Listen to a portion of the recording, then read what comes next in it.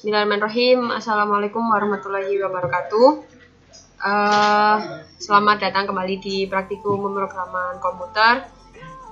Di minggu lalu kita sudah belajar mengenai kontrol program menggunakan MATLAB. Di minggu ini kita akan belajar mengenai komen dasar Microsoft Excel yang pertama.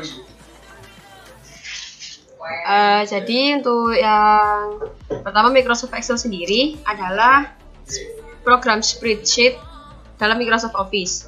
Microsoft Excel digunakan untuk membuat atau memformat workbook yang digunakan untuk menganalisis data atau membuat data itu sendiri. Pastinya dari kalian sendiri untuk Microsoft Excel sudah paham dan sudah tahu cara menggunakannya seperti apa. Tapi di lab kali ini, di pertemuan kali ini kita akan coba belajar untuk menggunakan Excel lebih lebih berkembang lagi. Jadi diharapkan bisa berguna untuk mempermudah pekerjaan kita di masa yang akan datang. Nah, kemudian di Microsoft Excel sendiri terdapat ribbon, home tab, insert, page layout, dan lain-lain. Untuk menu-menunya sendiri ada menu bar, title bar, formula bar, dan lain-lain. Nah, untuk fokus pembahasan kita kali ini untuk komen dasar Microsoft Excel adalah formula dasar Microsoft Excel, fungsi matematika dan trigonometri, fungsi absolut, dan fungsi teks. Nah, yang pertama kita buka Microsoft Excel-nya. Di sini sudah dicontohkan dengan studi kasus.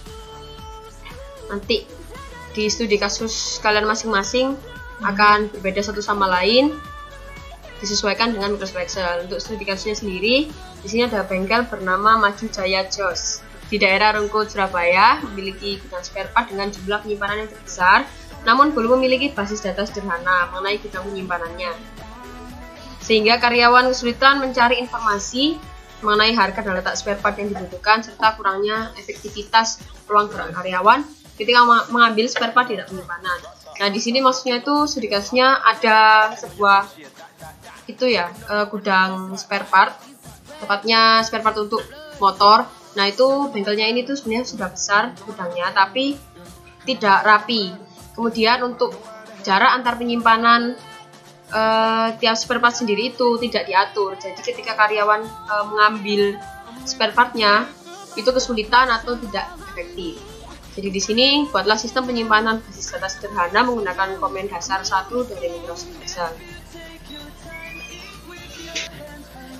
Nah, setelah kita jelas dengan perintah dari studi kasusnya, nanti kalian sesuaikan juga dengan studi kasus masing-masing dari kalian seperti apa, disesuaikan. Kemudian yang pertama, seperti di modul ya, ini dibuat contoh aja, kita masukkan list spare part beserta informasi ketersediaan dan informasi harga tiap pages-nya. Jadi di sini datanya boleh kita ambil asumsi. Jadi nomor 1 sampai nomor 16 ini saya coba cari spare part yang ada di bengkel itu, yang kepunyaannya dari gudangnya. Nanti untuk ketersediaan sama harganya disesuaikan aja seperti kebutuhan kalian atau seperti kondisi di lapangan, tidak apa-apa. Kemudian di gudang sendiri itu ada pajak atau PPN senilai 4%. Nanti bisa kita gunakan untuk fungsi absolutnya. Dari setiap PCS spare part yang dijual, nanti kita tentukan juga harga asli dari keuntungan dari setiap spare part dengan fungsi absolut. Jadi nanti disesuaikan aja kalian butuhnya itu di fungsi apa ya. Masuk di 4 fokus utama pembahasan kita tadi. Di modul kan sudah dijelaskan banyak, di fungsi absolut kan macamnya juga banyak, di fungsi matematika dan trigonometri macamnya juga banyak, di fungsi teks juga macamnya juga banyak. Nanti disesuaikan aja seperti kebutuhan atau keinginan kalian seperti apa. Kemudian dengan cara harga per PCS di sel H7, kita buka di sini H7, ini H7 ya. Sini datanya 55.000. Di H7 dikalikan dengan absolut harga PPN di sel J5. Jadi di sini karena kita sudah pakai fungsi absolut, di sel J5 ini ada 4%, kita jadikan desimal jadi 0,04. kita absolutkan seperti ini. Hasilnya akan menjadi seperti ini. Ini rumusnya yang ada di sini. Tinggal tarik ke bawah, keluar hasilnya.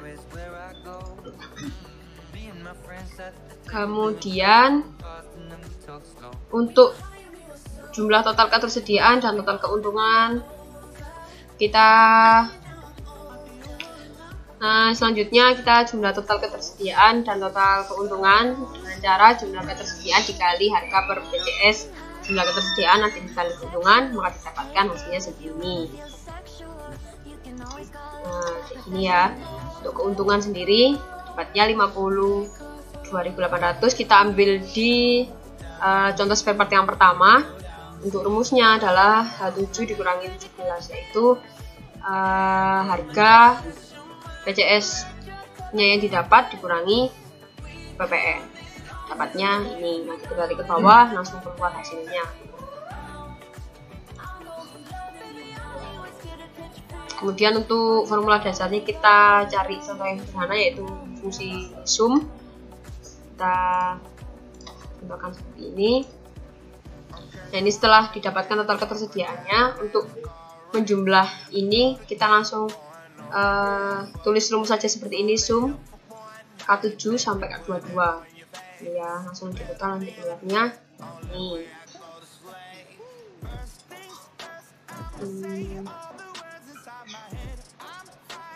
Nah, untuk tata letak sendiri, di sini kan di studi kasus kita disuruh untuk istilahnya mengatur tata letak dari tiap spare part yang disimpan agar karyawan ketika mengambil itu juga memiliki ruang gerak. Di sini kita menggunakan fungsi ceiling mat. Kalau tidak ada di Excel-nya ceiling mat, pakai seperti ini tadi, kita pakai ceiling precise.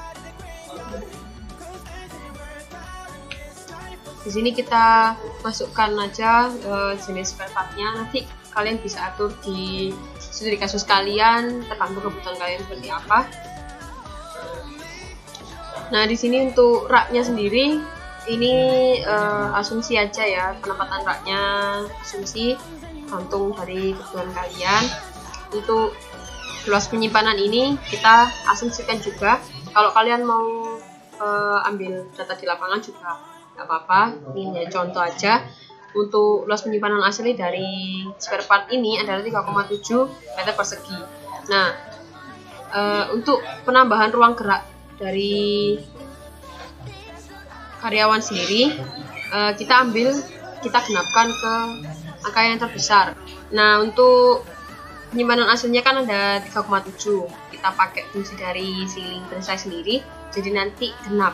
Jadinya nanti 4 meter persegi, tarik ke bawah langsung bisa ketemu hasilnya.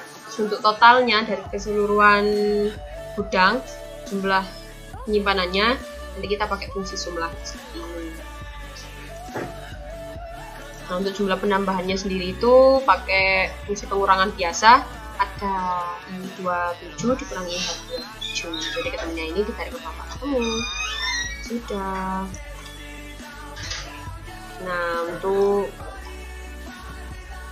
tugas praktikum kalian sendiri, nanti bisa cari studi kasus yang sekiranya datanya ini bermacam-macam, banyak variansi, kemudian jumlahnya juga bervariansi. Nanti bisa diambil salah satu dari fungsi-fungsi yang sudah disebutkan di modul. Untuk minimal datanya nanti bisa dijelaskan ketika praktikum.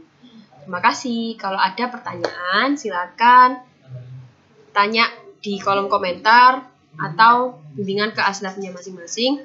Jangan lupa subscribe dan juga like. Terima kasih.